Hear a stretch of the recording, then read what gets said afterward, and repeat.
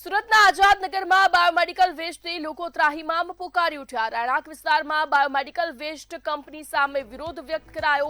Chemical અને expiry દવાઓથી પ્રદૂષણનો પણ આક્ષેપ લગાવવામાં આવ્યો। બાળકોથી વડીલો સુધી બીમારીઓનો સામનો આઝાદનગર રોગચાળાનું કેન્દ્ર બન્યાનો પણ આક્ષેપ લગાવાયો। કંપની તાત્કાલિક બંધ કરવાની સ્થાનિકો દ્વારા માંગ કરાઈ। બાયોમેડિકલ વેસ્ટ કંપની અન્યત્ર ખસેડવાની પણ માંગ કરાઈ।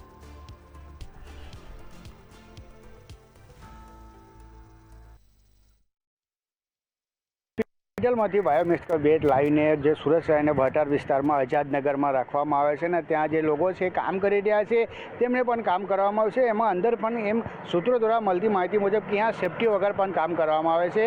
સ્થાનિક લોકોને અહીંયા એવું કહેવું છે કે અહીંયા જે મેડિકલ વેસ્ટ લાવવામાં આવે છે તેમાં વિભિન્ન પ્રકારનો જે દવાઈ હોય છે, એક્સપાયર દવાઈ હોય છે, એમાં આજુબાજુ બીમારીને ઘર હોય છે। ખાસ કરીને જોઈ શકાય છે આ મેડિકલ વેસ્ટને જે કંપની છે, હાલ તો વાત કરીએ કે જે હિસાબે આ એસઆર બાયોમેડિકલ વેસ્ટ જે છે એ દેખાઈ રહ્યું છે। હાલ જોઈ શકાય છે આ કંપનીને બહાર જ ઉપસ્થિત છે। અમે અમારી જોઈને જે 2-3 ગાડીઓ આવી તેના ગાડી પર કંઈ લખેલું નથી, વ્હાઇટ ઓન વ્હાઇટ ગાડી આવી હતી, એમને જોઈને હવે ગેટ બંધ કરી દેવામાં આવશે। ખાસ કરીને વાત કરીએ જે અહીંયા સ્થાનિક છે એમને ડર છે, એમના છોકરાઓને શરદી ખાંસી બુખાર થાય છે, અલગ અલગ પ્રકારની બીમારી થાય છે, કેમ કે આ બાયોમેડિકલ વેસ્ટ જે કંપની છે જે અહીંયા જે તમામ હોસ્પિટલમાંથી દવા લાવીને એક્સપાયર વસ્તુ લાવીને અહીંયા એનો નિકાલ લાવે છે તેમાંને લઈને લોકોને તકલીફ થઈ રહી છે। આપણી સ્થાનિક છે એમની જોડે વાત કરીશું।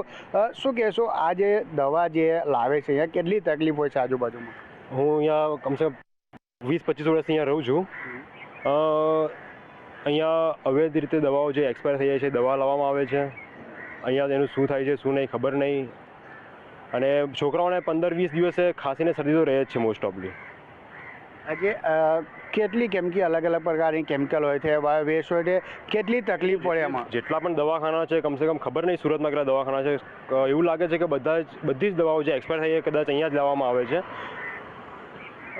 બિલકુલ। આપનું શું નામ છે અને કેટલી તકલીફ પડે છે જે હિસાબે આ લોકો દવાઓ લઈને અહીંયા વેસ્ટમાં નાખે છે? આજુબાજુ જે રહેણાંક લોકો છે એમના કેટલી તકલીફનો સામનો કરે છે? इधर तकलीफ तो बहुत है। इधर इस दवा से बच्चे लोग का भी तबीयत खराब हो जा रहा है, ठीक नहीं हो रहा है, और इसका जल्द से जल्द कार्रवाई करें। બિલકુલ સ્થાનિકને માંગ છે એ કાર્યવાહી કરે। ખાસ કરીને શું કહેશો જે હિસાબે આ બાયોમેડિકલ વેસ્ટવાળો મનમાની કરે છે એવું લાગે છે?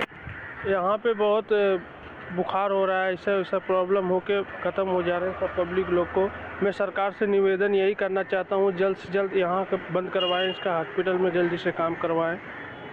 બિલકુલ સ્થાનિકને માંગ છે કે જે હિસાબે જે લોકો છે તે એમને જે વાત કરી રહ્યા છે કે જે અહીંયા જે લોકો છે જે હેરાન પરેશાન થઈ રહ્યા છે અને જેના કારણે જે લોકો છે એમને કેવું છે કે આને જલ્દીથી જલ્દી નિકાલ આવે તે માંગ કરી રહ્યા છે, કેમ કે જે હિસાબે આ બાયોમેડિકલ વેસ્ટ જે મેનેજમેન્ટ છે જે અહીંયાથી તમામ હોસ્પિટલોમાંથી બાયોમેડિકલ વેસ્ટ લાવીને અહીંયાથી જે લોકો છે એ વેસ્ટમાં કામ કરતા લોકો પણ જે સૂત્રો દ્વારા મળતી માહિતી મુજબ છે કે જે અહીંયાથી વેસ્ટ લાવે છે તમામ હોસ્પિટલમાંથી લાવે છે, કેટલા તો હોસ્પિટલની અંદર જે વેસ્ટ લાવે છે તેને ગાડી પર કંઈ લખેલું પણ નથી થતું, વ્હાઇટ ઓન વ્હાઇટ ગાડી છે।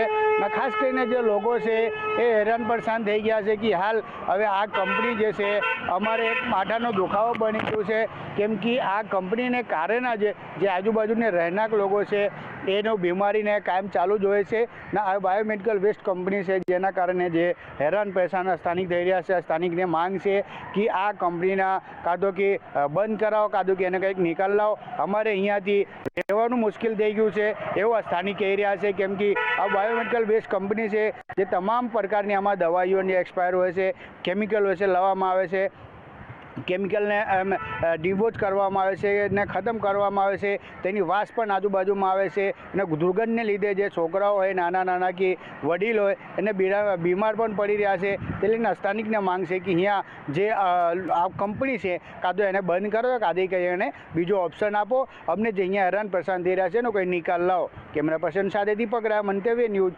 સુરત।